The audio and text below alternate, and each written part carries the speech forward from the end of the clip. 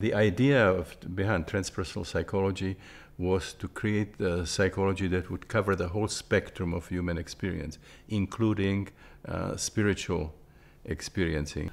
So, of these people, and you've seen so many, do you have any idea of the prevalence of spiritual emergency versus ordinary psychosis? I think myself it's a very large group. I don't have the spiritual emergency. I don't have the percentage, yeah. But it's a very large group, and I believe that it's growing. And the reason for it, the way I see it, is that you see there is a kind of a reciprocal relationship between how much energy you put into your self-exploration and how much you put into your acquisition of external things. So to the point to which you have a lot of hope, a kind of exciting vision, American dream. You're going to get a house and a bigger car and a better position and so on. You're being drawn from your unconscious into the external world. Now, when it starts collapsing, can happen in your personal life. Your relationship collapses.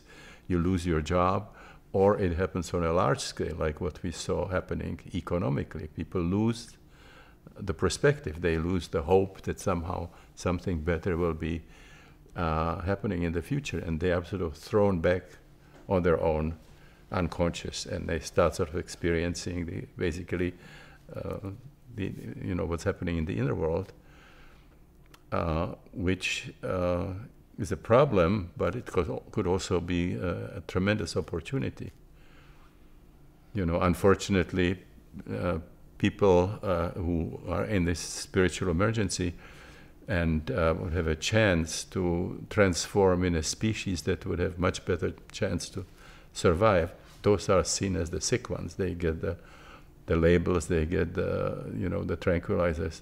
As far as the inner healing intelligence is considered, we recognize it in the physical realm, but we don't have that concept of the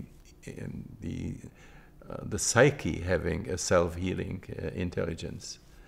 It would be like somebody coming with a fever to the hospital. We say, what do we do? Well, put him on ice, and you'll see the temperature going down, and you'll be very happy how much you help. You're not asking the question why the fever was there.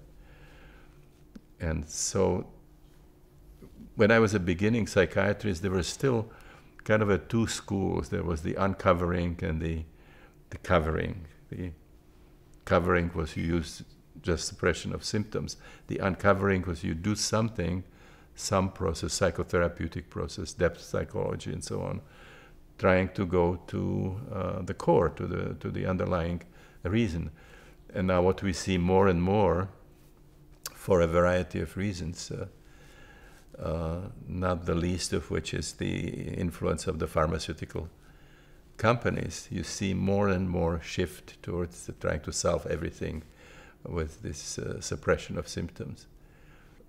It's something that gets mobilized in those states that I call holotropic, states that are part of the shamanic initiatory crisis, or the kind of states that they induce in their clients, the kind of states of consciousness that you see in rites of passage of various native cultures, the kinds of states that the initiates experience in the mysteries of death and rebirth, the states that the yogis experience, the Buddhists, the Taoists, the Kabbalists, the Christian mystics, and so on.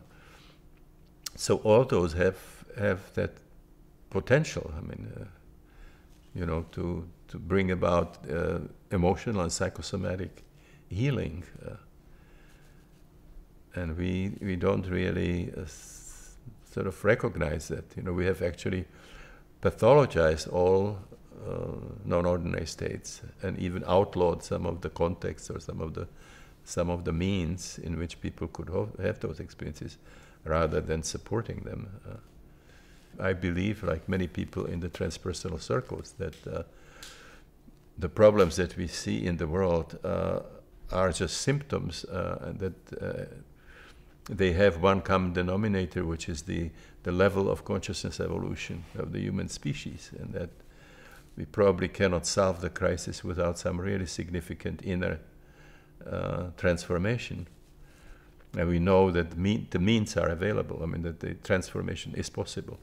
Now, whether it's going to happen soon enough and on a large enough scale, that's another thing.